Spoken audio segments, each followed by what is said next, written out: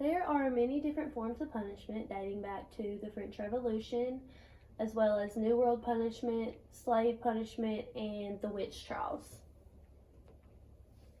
Slave punishment was one of the most talked about types of punishment. A lot of the time, the slaves would be whipped, they would be locked in the dungeon. Many times, if it was a serious crime, they would have their bones broken. And another thing, as pictured up there, are the iron collar and iron mask. They wore these because they were considered the troublemakers, or the ones that the leaders or rulers over them would need to look out for, because they were more likely to cause trouble or try to run away. More about slave punishment. Most of the time, they would get in trouble for stuff such as speaking in their native language. They weren't allowed to speak in their native language at all, so when they would get caught doing it, they would most likely get in trouble. Murdering of a white man was another thing that was not tolerated at all. And if they were slacking at work or lacking at doing their job, then most of the time they would get whipped.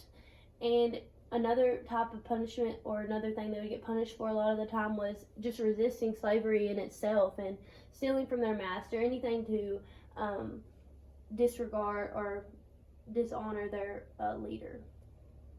New World punishments were similar to how our court system works today. They had probation, and you could bond out and just make sure you had to be back for your court date. A lot of the time, they didn't want to send people to jail or punish them because they were important to society, and they needed them in society to help just better the community and be a participant in the community.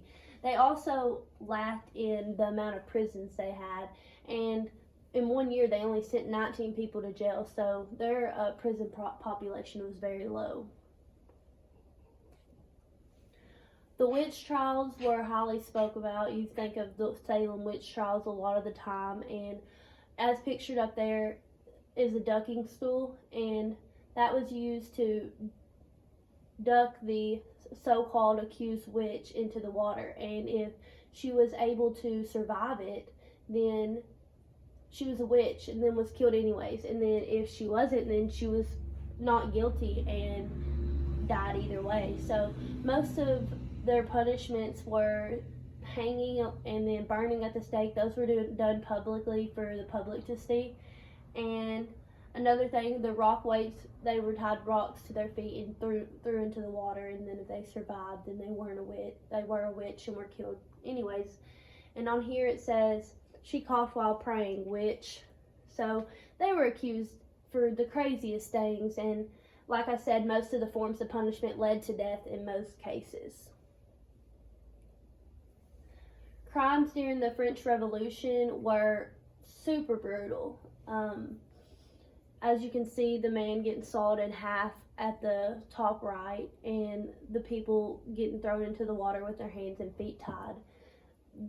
The French Revolution, it's like they enjoyed the punishments because it was all public. Everything that was done in public, and most of the time they would get in trouble for stuff such as lying, small stuff. So imagine if in this time period we got hung at the stake for lying, or sawed in half for lying. And another thing would be high treason or manslaughter. If you killed someone, you got killed. Most of the time it was an eye for an eye. What you did, you got done back to you.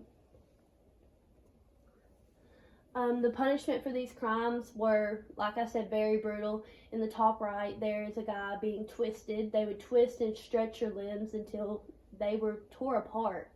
And then a lot of people know about the guillotine, which is their main use, and it would be to drop the thing and chop the dude's head off. Piercing of the body, they had these chairs that had spikes on the back of them, and you would sit in the chair and they would close it on you. And coffin torture would be, they would put you in a coffin and starve you to death and not give you any type of water. Water torture, they basically would be such as drowning, and then they had extremes of heat and would burn you to death. And then, like I said, the guillotine was a very important one. All of these types of punishment played a huge role in our history, and they all had their different methods. And I'm just thankful that we don't have that type of punishment now. And it's really cool to look at all the different types of time frames and eras and what they thought was right compared to what we do now for punishment.